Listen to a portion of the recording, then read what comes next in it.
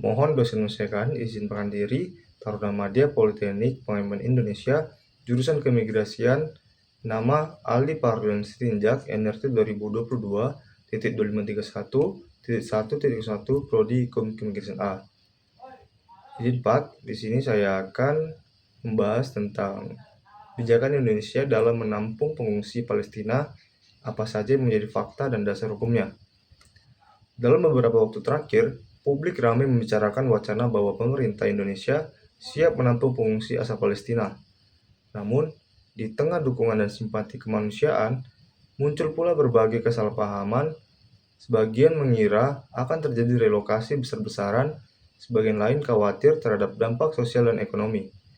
Melalui video ini, mari kita bahas secara objektif dan berbasis hukum, agar masyarakat memahami posisi Indonesia dengan lebih jelas, tanpa spekulasi dan tanpa dramatisasi.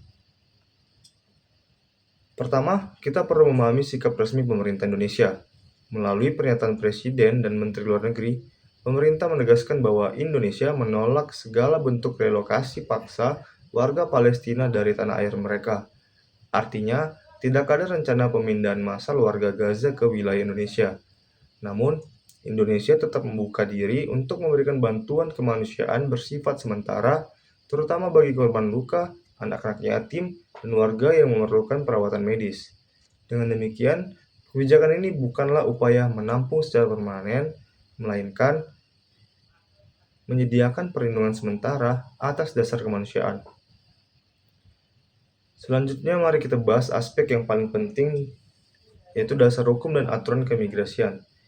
Indonesia belum meratifikasi Konvensi Pengungsi 1991 maupun Protokol 1967.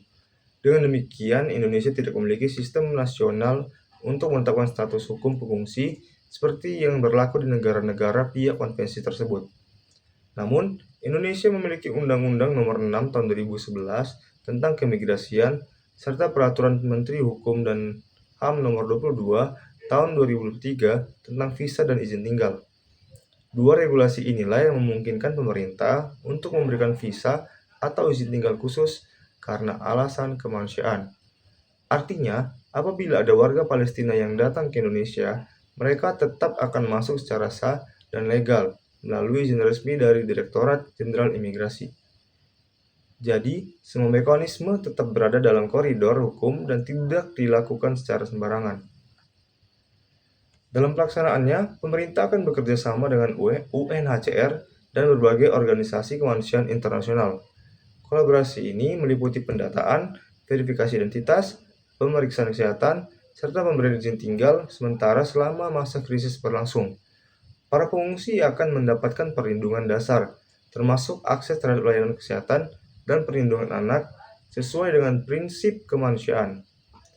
Namun, seluruh proses tersebut akan diatur secara formal melalui keputusan menteri dan dilakukan dalam koordinasi lintas lembaga.